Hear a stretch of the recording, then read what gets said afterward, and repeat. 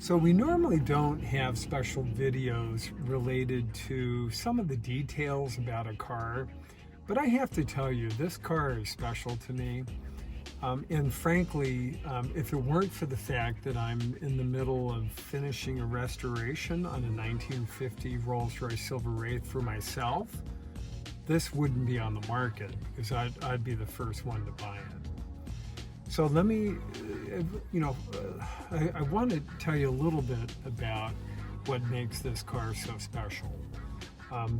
Firstly, the paint in the interior, the engine compartment, the chrome, the stainless, all has a consistent patina. So it's nice enough to be accepted into most concours.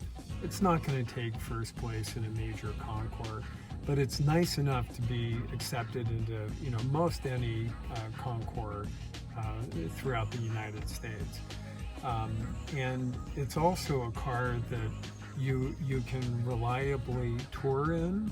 You'd want to do a little bit of recommissioning, making sure that it's set up for longer distance, but it's a car that could easily be a very, very comfortable tour car.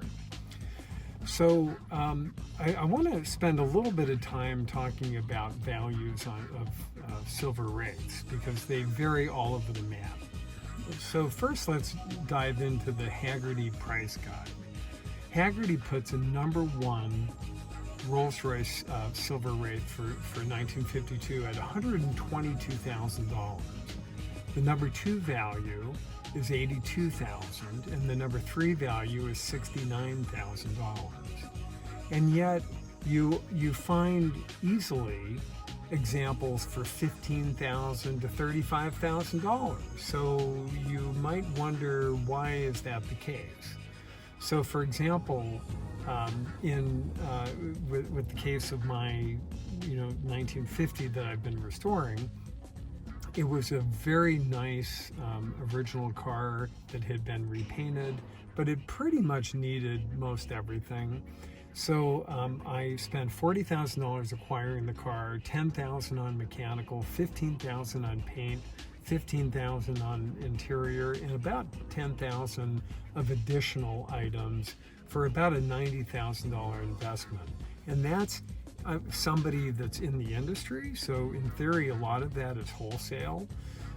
So when you find an example like this where it's been restored as needed, but it presents itself beautifully, that's what I think is really, really important, and there's tremendous value. And frankly, I think long term these are going to be great investments because it's still a Rolls-Royce, right? I mean, it's not a Volvo or whatever else. The final thing I want to talk about is the longtime owner of this car.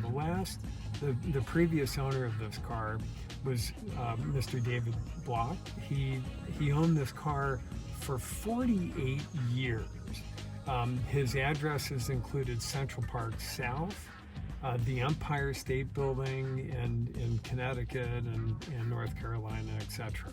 But he just really loved and took care of this car. And that kind of history to me helps make a car very, very special.